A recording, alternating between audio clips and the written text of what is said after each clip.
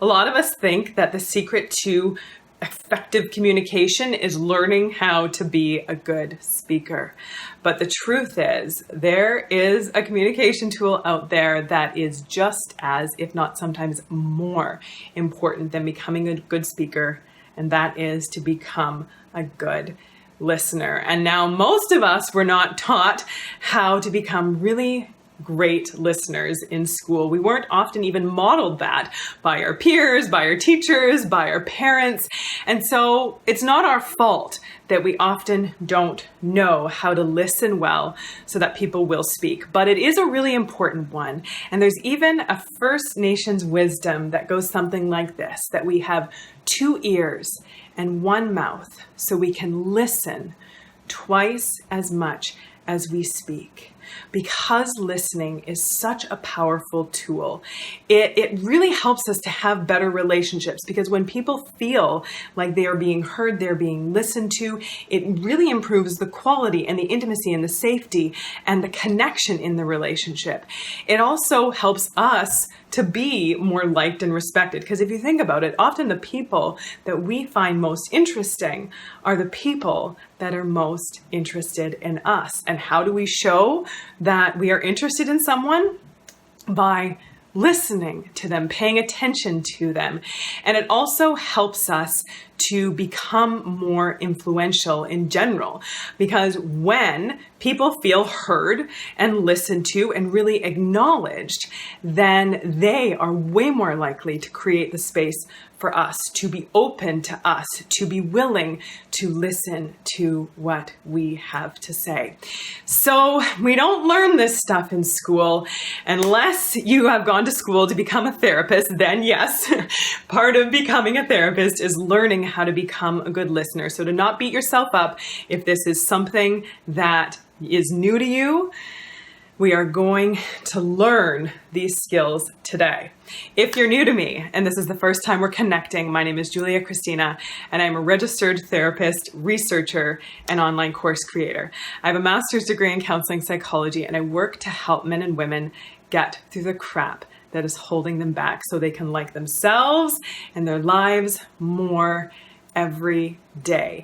And we're going to get right into this. And we're going to talk about 5 listening skills. So 5 skills that we have to practice them. They don't just happen on their own. We actually have to be intentional about practicing them. And the more we practice them, the better we get. And some of them are going to seem really obvious, and some of them might be new to you, but they are all extremely important. So the first one, the most obvious one, and probably in this day and age, one of the most rare ones that we find, is just paying attention. I'm talking looking at someone when they are speaking, not letting your eyes dart around, wondering who else is around or what else is going on, or what's going on here, what's happening over there, who might be more interesting to talk to later on, or whatever it is, or not pulling out devices, not reacting and responding or checking every 5, 10, 15, 20 seconds. That is a very quick way to show someone that you are really not all that interested in what they have to say if you're letting every little thing distract you. It's amazing how in this day and age, just actually paying attention to someone goes such a long way, giving them your undivided attention. It's not rocket science.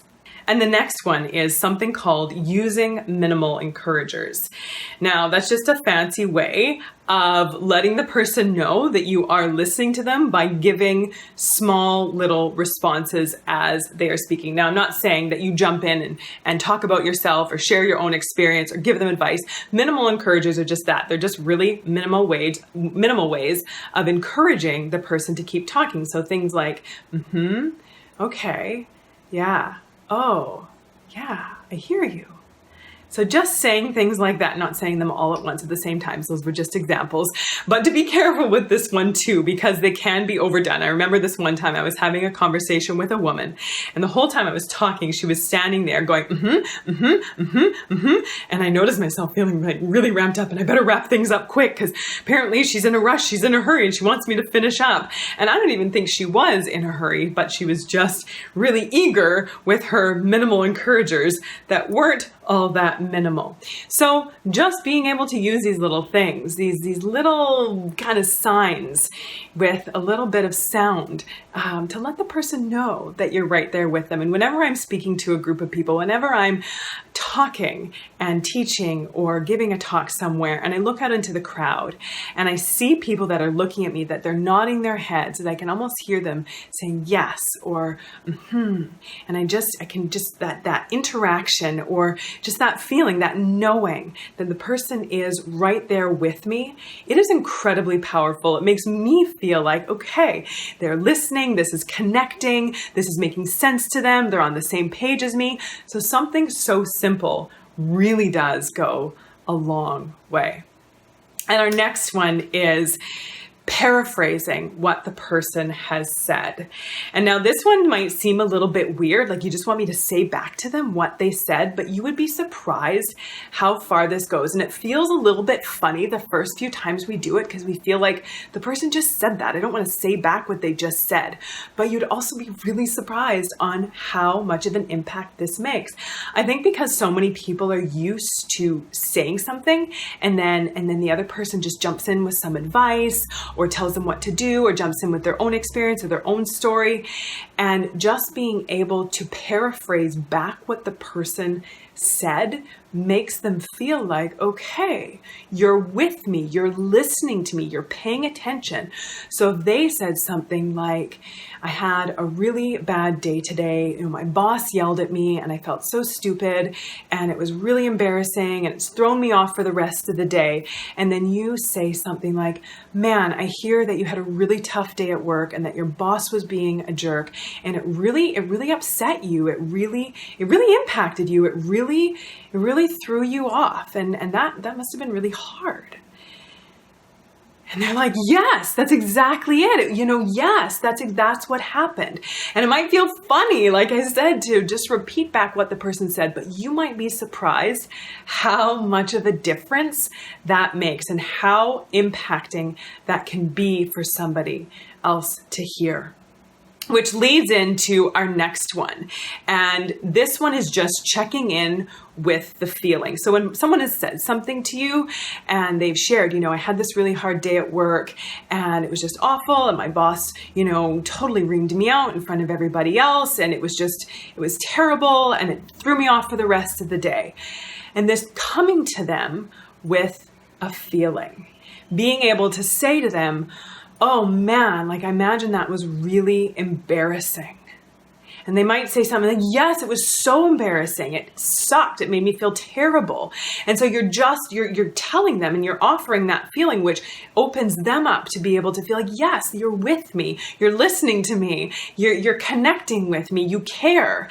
And so it makes them feel really important, makes them feel really good, and they'll feel more heard, more listened to. Now, some people get a little bit stuck on this one because they're scared of using the wrong feeling word. They're scared of saying something like, oh, it sounds like you were really embarrassed. And the person might say, no, I wasn't embarrassed. I was angry. How dare they call me out in front of everybody like that? That is completely inappropriate. And that may have been how they were feeling. And you might think, oh no, I used the wrong feeling word. I'm such a terrible listener. I'm such a bad friend. But that actually isn't what they are thinking.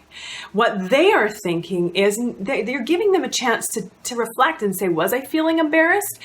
No, I actually wasn't feeling embarrassed. I was feeling more angry. So even if you get it wrong, even if you give them the wrong feeling word, it helps them take a second to get clear on how they were feeling. So there's no wrong way to do it. If you're actually listening, if you actually care, and if you're even trying, people can tell and they will know, and they're not going to fault you for that.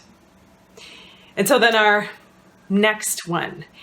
And this one is something that can be a little bit more tricky to do, because often when someone has shared something with us, our inclination is to either give them advice and tell them how to fix their problem, or to jump in with our own similar experience. I totally know what you mean. That happened to me last week. Or, I had something similar happen just a couple days ago. Or, oh, I hate it when that happens. And this happened to me. I remember when this happened to me, it was kind of like that too.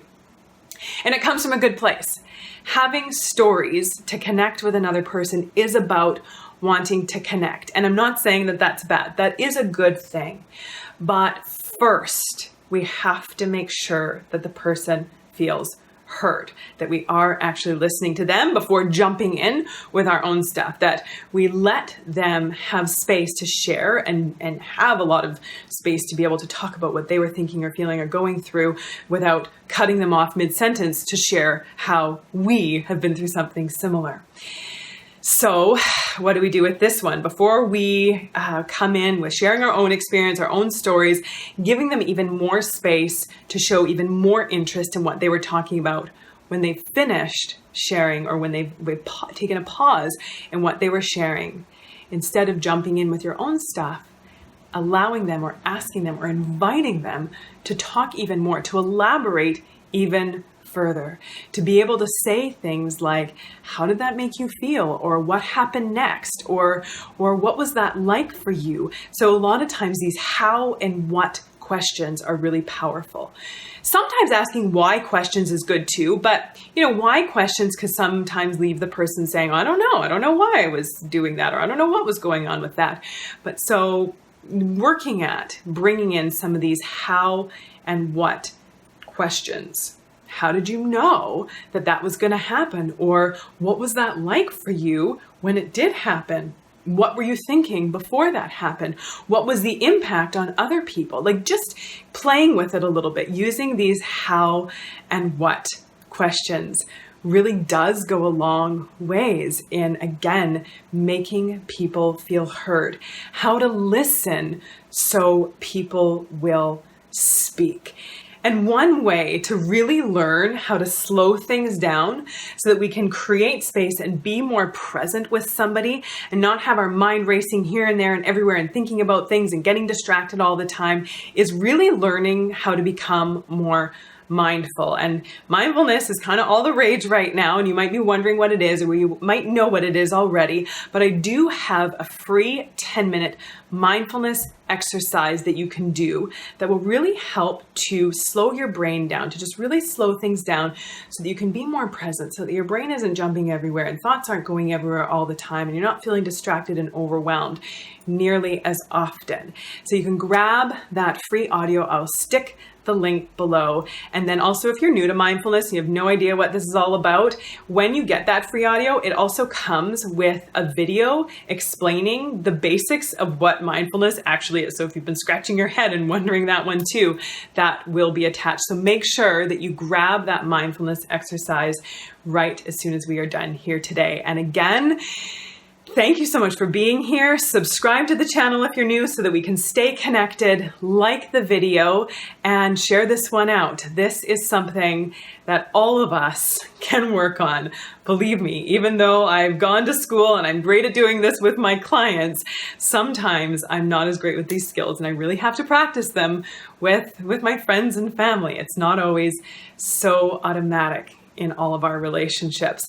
And you can also join our Facebook group, goodformegroup.com. I will stick the link below. Some of the most supportive, understanding, empathic, encouraging, and really fun men and women in our Facebook group. Make sure you join us there as well. Until next time, take good care.